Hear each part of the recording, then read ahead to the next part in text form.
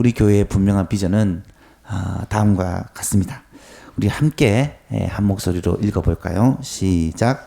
예소망교회는 영과 진리로 하나님을 예배하고 하나님 아버지의 마음으로 영혼을 구원하며 예수님을 닮기 위하여 훈련받기를 힘쓰고 성령의 은사를 따라 교회와 세상을 섬기며 하나님 안에서 한 가족을 이루어 하나님 나라를 넓혀가는 것을 목적으로 한다.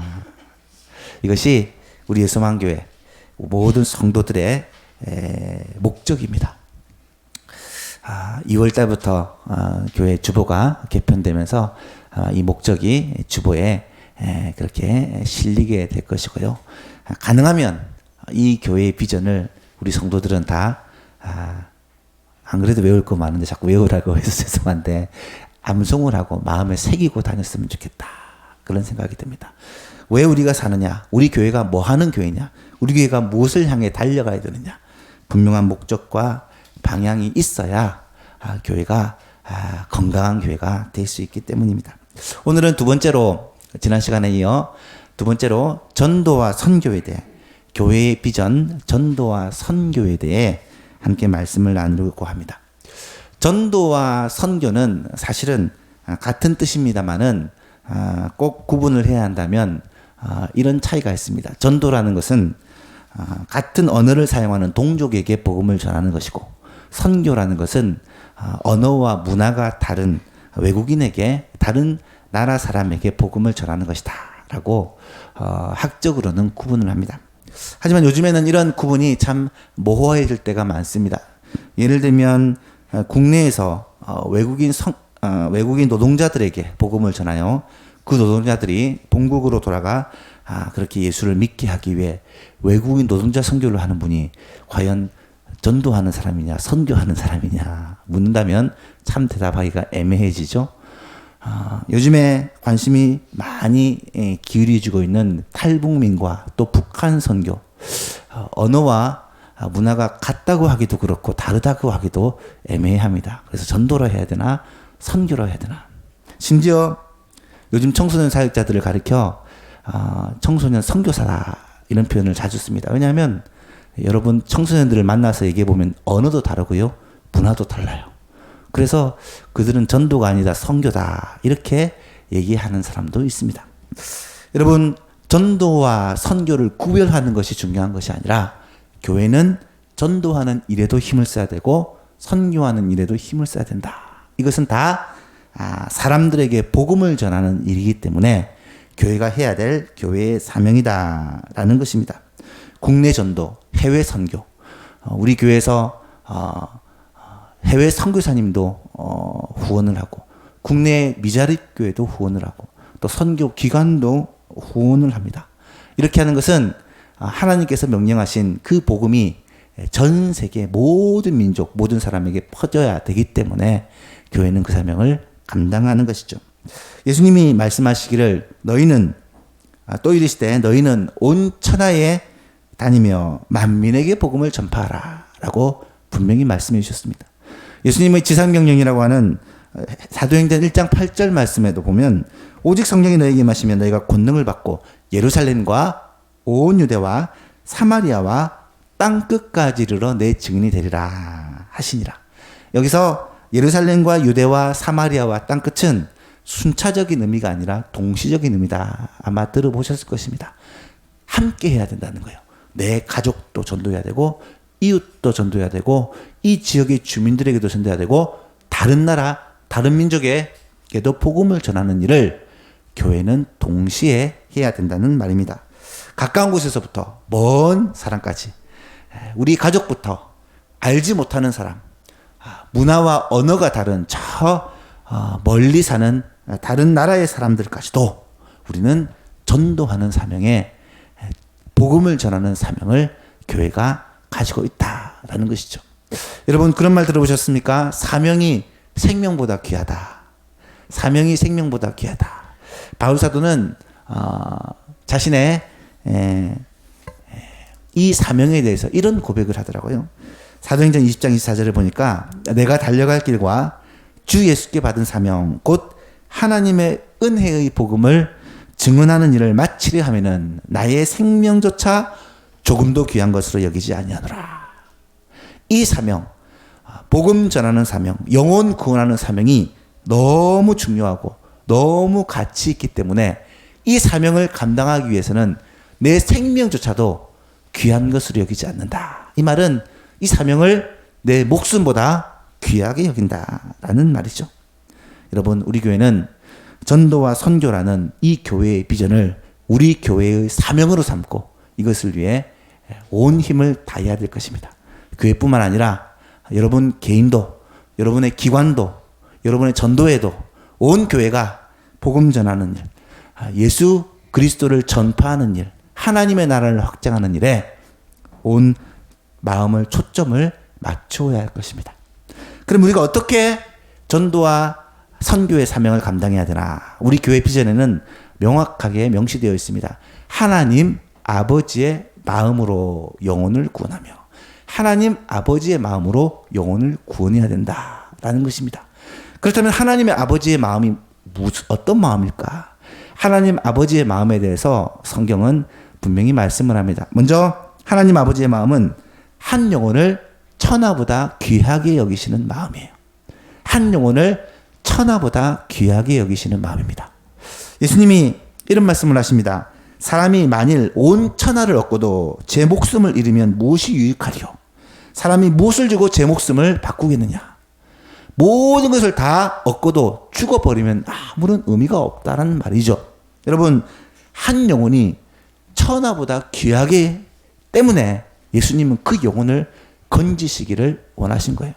그 영혼을 살리시기 위해 예수님이 이 땅에 오셨고 그 영혼을 사탄에게서 건지시기 위해 십자가에서 대속의 죽음을 죽어주신 것입니다. 예수님이 말씀하시기를 나는 선한 목자라. 나는 양을 알고 양도 나를 아는 것이 아버지께서 나를 아시고 내가 아버지를 아는 것 같으니 나는 양을 위하여 목숨을 버리노라. 예수님이 우리를 살리시기 위해, 우리를 구원하시기 위해 예수님의 목숨을 버리셨다라는 것입니다. 예수님은 땅에 계시는 동안에 영혼을 구원하는, 사람을 살리는 일을 위해 최선을 다하셨습니다. 마가복음 5장을 보면 예수님께서 거라사 지방으로 가시는 장면이 나타나요. 거라사 지방은 이방 지역입니다. 이 갈릴리 지역 중에 이 거라사 지역은 유대에 속한 지역이라기보다는 이방 땅에 속한 지역이에요. 그래서 바다를 배를 타고 건너가시는데 가면서 큰 폭풍을 만나 거의 죽을 고비도 넘기시고 그래서 거라사 지방으로 건너가셨어요. 가서 무엇을 하느냐? 한 광인, 미친 사람을 만나요. 그 사람은 귀신이 들려 정상적인 삶을 살지 못하는 한 청년입니다. 예수님은 그 청년을 구원하시기 위해 폭풍을 뚫고 바다를 건너 거라사 지방으로 가신 거예요. 가셔서 그 한 사람을 구원하시는데 구원하시기 위해 어떤 일이 벌어집니까? 군대 귀신을 돼지 떼에게 몰아넣어 돼지 2,000마리가 몰사하는 장면이 나타나요. 여러분, 한 영혼을 천하보다 귀하게 여기지 않는다면 이런 일이 결코 일어날 수가 없죠. 예수님은 한 영혼을 그렇게 귀하게 여기셨다라는 것을 알 수 있습니다. 그러므로 교회도 한 생명을 천하보다 귀하게 여기는 마음으로 전도하고 선교해야 된다. 이 마음이 영혼을 구원하는 우리들의 마음이라는 거예요. 한번 같이 따라해 볼까요? 한 영혼이 천하보다 귀합니다. 한 영혼이 천하보다 귀합니다. 전에 제가 성미도 교회 목사님은 항상 이 구호를 외쳤어요. 한번 따라해 보실까요? 한 영혼을 구원하는 것이 온 세상을 구원하는 것입니다. 한 영혼이 천하보다 귀하다면 한 영혼 구원하는 것이, 전도하는 것이 온 세상을 구원하는 거예요. 두 번째로 하나님 아버지의 마음이 어떤 마음인가요? 영혼이 구원받고 돌아올 때 가장 기뻐하신다는 거예요. 우리는 작년에 누가복음 15장을 읽어보면서 하나님 마음이 어떤지에 대해서 생각을 해보았습니다. 누가복음 15장 7절 말씀해 보니까 내가 너희에게 이르노니 이와 같이 죄인 한 사람이 회개하면 하늘에서는 회개할 것이 없는 의인 99으로 말미암아 기뻐하는 것보다 더하리라. 여러분, 하나님은 구원받은 하나님의 자녀들을 굉장히 기뻐하십니다. 그런데 우리도 기뻐하시지만 죄인, 하나님을 알지 못하는 죄 가운데 살던 한 사람이 구원받고 예수를 믿고 하나님의 자녀가 되면 그것으로 말미암아 하나님은 너무너무 기뻐하신다는 거예요. 우리가 하나님 아버지를 가장 기쁘시게 하는 비결이 바로 영혼을 구원하는 이 일이다 라는 말입니다.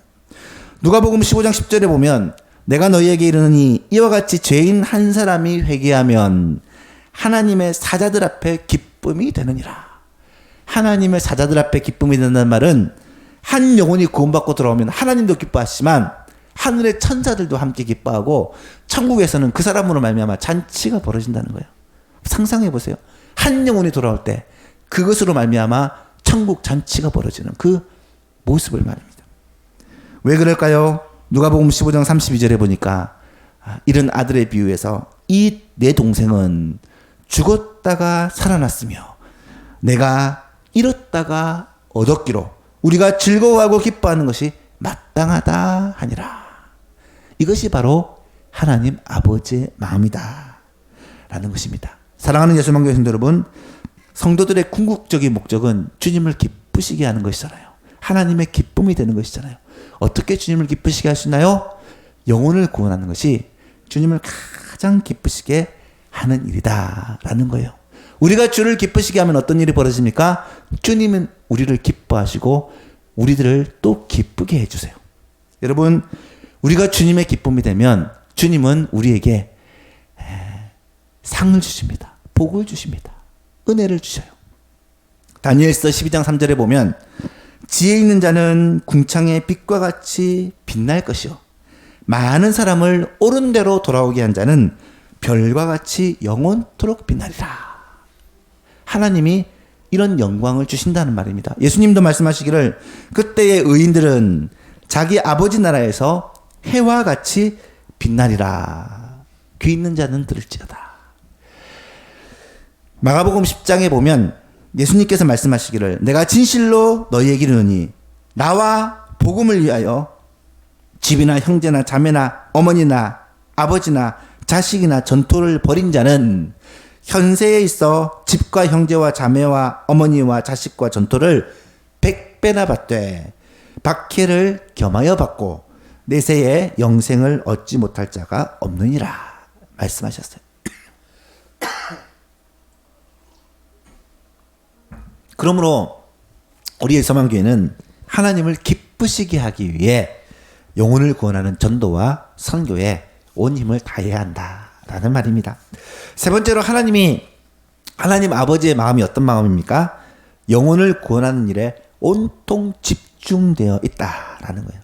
하나님의 마음은 영혼 구원에 집중되어 있습니다. 제가 한 가지 일을 하면 다른 것을 잘 못하는 편입니다. 집중을 좀 잘하는 스타일이기 때문에 심지어 어떤 일에 집중하고 있으면 옆에서 불러도 모를 때가 많아요. 어떤 일을 완전히 집중할 때 그 일에 빠져있다, 마음을 쏟는다 그런 표현을 하잖아요. 예수님의 하나님의 마음이 어디에 쏟아져 있느냐? 저는 영혼 구원에 오로지 집중되어 있다라고 확신합니다. 성경을 보면 그것을 너무나도 많이 알 수 있어요. 디모데전서 2장 4절 말씀에 보면 하나님은 모든 사람이 구원을 받으며 진리를 아는 데 이르기를 원하시느니라. 여기서 모든 사람이라는 건 모든 사람을 말해요. 모든 사람이 예수 믿고 구원받았으면 좋겠다라는 것이 하나님 아버지의 마음이에요. 인간이 에덴 동산에서 죄를 범하고 하나님을 떠난 이후부터 하나님은 어떻게 하면 사람을 구원할까 이 생각으로 늘 가득 차 있는 것 같아요. 그래서 인간이 범죄한 직후 구원 계획을 세우시고 그것을 선포하지 않습니까? 우리가 오후 예배 때 살펴봤던 이 원시복음 창세기 3장 15절 말씀이 바로 주님의 구원 계획의 시초입니다. 내가 너로 여자와 원수가 되게 하고 내 후손도 여자의 후손과 원수가 되게 하리니 여자의 후손은 내 머리를 상하게 할 것이요 너는 그의 발꿈치를 상하게 할 것이다. 예수님께서 이 땅에 오신 목적이 무엇인가요? 예수님께서는 사람을 구원하시기 위해 이 땅에 오셨어요. 요한복음 3장 16절 말씀에 하나님이 세상을 이처럼 사랑하사 독생자 예수 그리스도를 주셨으니 이는 그를 믿는 자마다 멸망하지 않고 영생을 얻게 하려 하심이라. 사람을 구원하시기 위해 예수님이 이 땅에 오셨습니다. 예수님이 스스로 말씀하시기를 내가 하늘에서 내려온 것은 내 뜻을 행하려 함이 아니라 나를 보내신 이의 뜻을 행하려 함이라. 나를 보내신 이의 뜻은 내게 주신 자 중에 내가 하나도 잃어버리지 아니하고 마지막 날에 다시 살리는 이것이니라. 내 아버지의 뜻은 아들을 보고 믿는 자마다 영생을 얻는 이것이니 마지막 날에 내가 이를 다시 살리리라 하시니라. 예수님이 사람의 몸을 입고 이 땅에 오시고 또 이 땅에 사시는 동안 예수님이 집중하셨던 일이 바로 사람을 살리시는 일이었어요. 복음 전도를 위해 공생애를 그렇게 보내셨습니다. 직접 여러 곳을 다니시면서 천국 복음을 전파하셨어요. 병자들을 고치고 귀신을 쫓아내신 이유가 뭡니까? 그 사람을 구원하시기 위해서요. 때로는 죽은 사람을 살리셨던 이유가 무엇입니까? 그로 말미암아 사람들이 예수님을 믿게 하기 위해서였다라는 것이죠. 주님은 그 일을 위해 12 사도들을 부르셨고 그들을 훈련시키셨습니다. 그들에게 하나님 나라의 복음을 가르치셨고 그들도 복음 전파자로 그렇게 무장을 시키셨어요. 때로는 그들을 둘씩 짝지어 보내면서 너희도 가서 이 복음을 전파하도록 그렇게 예수님이 시키시기도 하셨어요.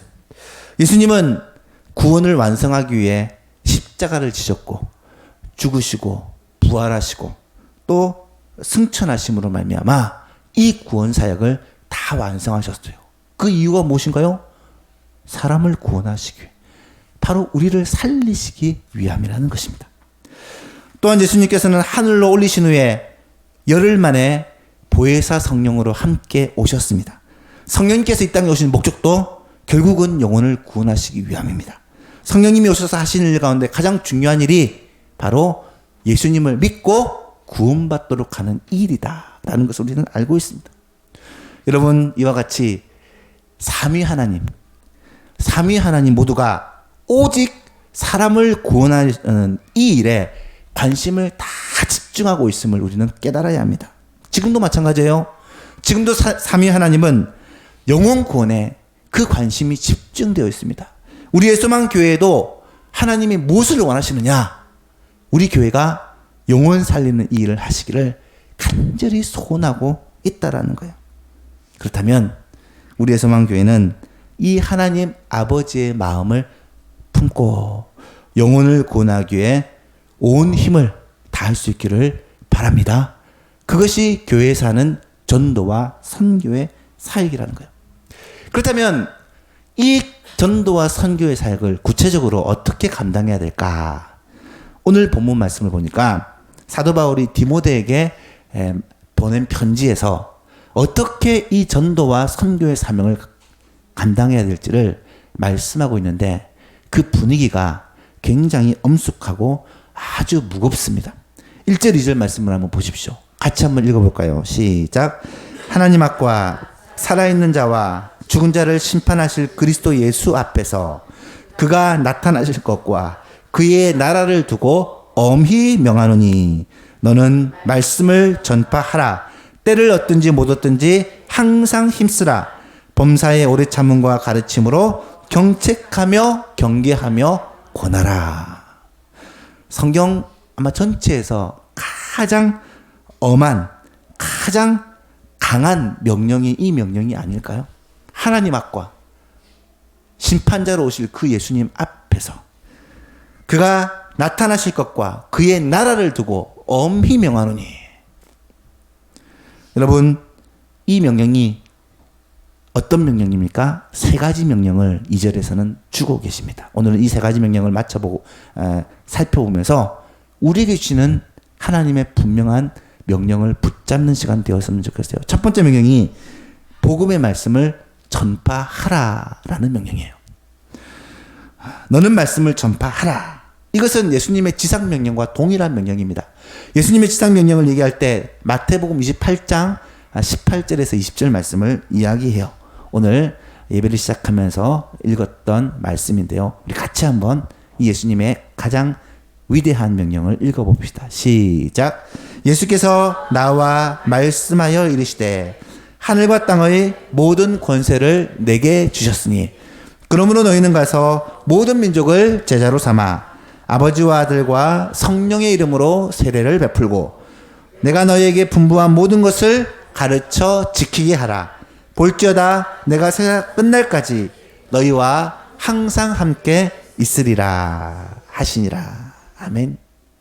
말씀을 전파하라는 이 명령에는 전도 명령과 교육 명령이 포함되어 있어요. 전도 명령이라는 것은 복음을 전하여 영혼을 구원하는 것이고, 교육 명령이라는 것을 그 영혼을 양육하여 그리스도의 제자로 세우라는 명령이에요. 그래서 전도하는 일과 교육하는 일은 교회의 모든 사역 가운데 가장 우선적인 사역이다. 우리 교회도 가장 우선적으로 하는 사역이 복음 전하는 전도와 선교, 그리고 양육하는 양육과 교육, 다음 세대를 세우는 교육 사역이라는 것을 우리는 알고 있습니다. 이 부분에 대해서는 우리 다음 주에 또 한 번 더 자세히 살펴보았으면 좋겠어요. 두 번째로 어떤 명령을 하고 계십니까? 말씀을 전파하되 때를 얻든지 못 얻든지 항상 힘쓰라고 명령하세요. 때를 얻든지 못 얻든지 항상 힘쓰라는 거예요. 여러분, 마지막 때가 가까워질수록 전도와 선교가 점점 더 힘들어집니다. 옛날하고 요즘하고 전도하는 환경이 많이 바뀌었어요. 점점 더 어려워져요. 학교 앞에서 전도하는 것도 이제는 굉장히 쉽지 않습니다. 아파트 전도는 거의 불가능합니다. 이제 전도지를 나눠줘도 옛날처럼 사람들의 반응이 무심합니다. 여러분, 이런 현상들은 이미 성경에 다 기록이 되어 있어요. 오늘 본문에도 보니까 3절 이하에 때가 이르리니, 이 말은 말세의 때가 된다는 말이에요. 사람이 바른 교훈을 받지 아니하며 귀가 가려워서 자기의 사욕을 따를 스승을 많이 두고 또 그 귀를 진리에서 돌이켜 허탄한 이야기를 따르리라. 그러나 너는 모든 일에 신중하여 고난을 받으며 전도자의 일을 하며 내 직무를 다하라. 여러분, 세상 사람들은 복음의 귀를 기울이지 않고 헛된 사상과 헛된 거짓 선지자를, 거짓 메시지를 따라가는 이런 세상이 온다는 거예요. 요즘 세상이 그런 세상이잖아요. 그런데 그럴 때 우리는 어떻게 해야 되느냐? 주님은 말씀하시기를 그렇지만 그러나 이 복음 전도를 멈추지 말고 영혼 구원하는 사명을 계속해라는 거예요. 그러나 너는 모든 일에 신중하여 고난을 받으며 전도자의 일을 하며 내 직무를 다하라.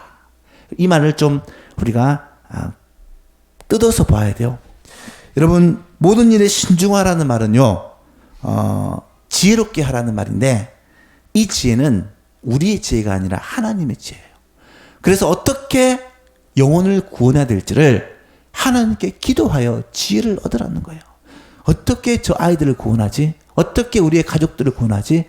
어떻게 우리의 친지들을, 이웃들을 구원하지? 하나님 앞에 기도하면서 지혜를 구하라는 말입니다. 고난을 받으라는 말은 고난받는 것을 두려워하지 말라는 것입니다. 예수님 때문에, 복음 때문에 고난받는 것은 오히려 복이라는 거예요. 전도자의 일을 하라라는 말은 복음 전파가 우리의 첫 번째 사명임을 잊지 말라는 거예요. 여러분, 우리 직업이 무엇입니까? 우리 직업은요, 전도자예요. 사업하시는 분은 여러분의 주업이 전도자고요, 부업이 사업가입니다. 학교에서 가르치는 교사는 여러분의 주업이 전도자고 부업이 선생님이에요. 이 자리에 계신 모든 성도님들은 내가 가장 첫 번째로 해야 될 나의 주된 사명이 전도자다라는 것을 잊지 말아야 된다는 거예요. 그리고 내 직무를 다하라. 이런저런 변명과 핑계 대지 말고 우리가 꼭 해야 할 영혼 구원에 온 힘을 다하라. 시간이 있으면 시간을 가지고, 물질이 있으면 물질을 가지고, 우리에게 능력이 있으면 능력을 가지고 모든 것을 다하여 영혼 구원하는 이 사명을 감당하라라고 명령하는 거예요. 마지막 세 번째 명령이 무엇입니까? 오래 참음과 가르침으로 경책하며 경계하며 권하라. 여러분, 좀 더 구체적으로 전도자의 사명을 어떻게 감당하랍니까? 오래 참음으로 감당하라는 거예요. 오래 참음으로는 말은 영혼 구원이 쉽지 않은 일이지만 결코 포기하지 말라는 것입니다. 사랑하는 아내를, 남편을, 자녀를, 부모를 결코 포기하지 말라는 거예요. 아무리 시간이 많이 걸려도 포기하지 말라는 거예요. 기도하라는 거예요. 전도하라는 거예요. 하나님께서 약속하신 약속의 말씀을 붙들고 가족들, 친구들을, 여러분 꼭 전도할 사람들을 마음에 품고 전도하라는 거예요. 오래 참음으로 영혼을 구원하라는 거예요. 가르침으로라는 말은 경책하며 경계하며 권하는 것은 가르침에 포함되는 내용이라 말할 수가 있습니다. 모든 성도들에게는 이 전도하는 일과 양육하는 일에 사명이 있다는 거예요. 우리가 꼭 해야 될 일이 전도와 양육인데 이 일을 어떻게 감당할 수 있을까? 그러기 위해서는 먼저 내가 하나님을 만나야 되고요. 하나님의 말씀을 알아야 되고요. 내가 은혜를 받아야 돼요. 여러분, 전도자가 되기 위해서는 내가 성령으로 충만해야 되고 내가 은혜로 충만해야 되고 내 안에 이 불타는 복음의 열정들이 회복되어야 돼요. 그러기 위해서 우리는 예배 가운데, 말씀 가운데, 기도 가운데 나아가 하나님과의 관계가 회복되고 하나님의 은혜로 충만하기 위해 힘써야 된다는 거예요. 그래야 전도자의 사명을 감당할 수가 있잖아요. 사랑하는 예수방교수 여러분, 이 자리에 계신 모든 성도님들은 이 전도자의 사명을 모두가 다 감당할 수 있는 은혜가 있기를 축복합니다. 말씀을 맺습니다. 우리 교회는 두 번째 비전이 전도와 선교입니다. 하나님 아버지의 마음으로 영혼을 구원하는 것입니다. 사실 이것은 교회의 존재 목적이요, 교회가 해야 할 최대의 사명입니다. 우리의 소망교회가 꼭 이 사명 감당할 수 있기를 주님의 이름으로 소원하고요. 이 일에 저와 여러분이 주역이 되고 이 일에 주인공이 될 수 있기를 간절히 바랍니다. 교회의 부흥을 위해 기도하지만 교회의 부흥은 결국 전도와 선교로 말미암아 이루어진다는 것을 꼭 기억해야 할 것입니다. 바라기는 우리의 소망교회 모든 성도님들이 2020년 새해에는 한 분도 예외가 없이 전도하는 일과 선교하는 일에 우리의 마음을 쏟아 우리의 최선을 다할 수 있기를 주 예수 그리스도의 이름으로 축복합니다.